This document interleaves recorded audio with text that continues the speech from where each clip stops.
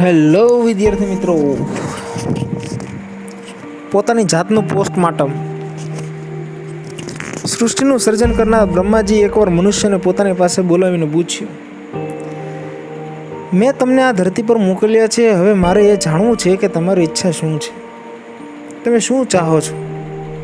મનુષ્યએ કહ્યું, મારે જીવનમાં ખૂબ પ્રગતિ કરવી છે, સુખ શાંતિ જોઈએ છે અને બધા જ લોકો મારી પ્રશંસા કરે અને મારી આદર કરે એવું ઈચ્છું છું.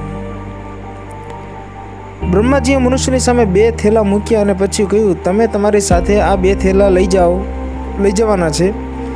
એક થેલામાં તમારી પરિચિતોની ખરાબ બાબતો અને દોષો ભરેલા છે.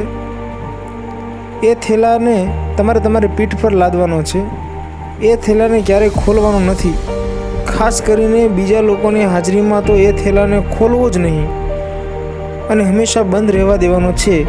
એ થેલામાંનું કંઈ પણ તમે ન જોશો અને બીજાને પણ ન બતાવશો. મનુષ્યએ જિજ્ઞાસાવશ પૂછ્યું, આ બીજા થેલામાં શું છે? બ્રહ્માજીએ કહ્યું, આ બીજા થેલામાં તમારા પોતાના દોષો અને દુર્ગુણો ભરેલા છે. એ થેલાને તમારે આગળના ભાગે લટકાવવાનો છે. તમારા આ થેલાને તમારે વારંવાર ખોલીને જોવાનો છે અને બીજાને પણ જોવા દેવાનો છે. મનુષ્ય તો બંને થેલા ઉપાડીને ચાલતો થયો, પરંતુ ઉતાવળમાં તેનાથી એક ભૂલ થઈ ગઈ. મનુષ્યએ પરિચિતોના દોષોનો થેલો આગળ લટકાવ્યો અને એને વારંવાર ખોલીને જોવા લાગ્યો તથા બીજાને બતાવવા પણ લાગ્યો.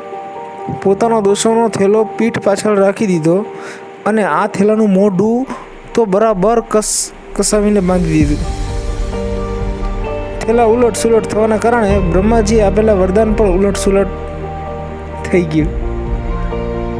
મનુષ્યને પ્રગતિને બદલે અધોગતિ મળી, સુખ શાંતિને બદલે દુઃખ અશાંતિ ભેટમાં મળ્યા અને લોકો પાસેથી આદરને બદલે અનાદર મળ્યા. લોકો પ્રશંસા કરવાને બદલે ટીકા કરવા લાગ્યા.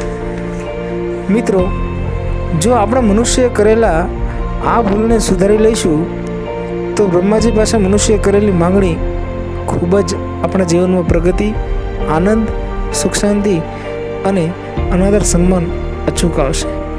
હેવ અ નાઇસ ડે મિત્રો. Bye bye.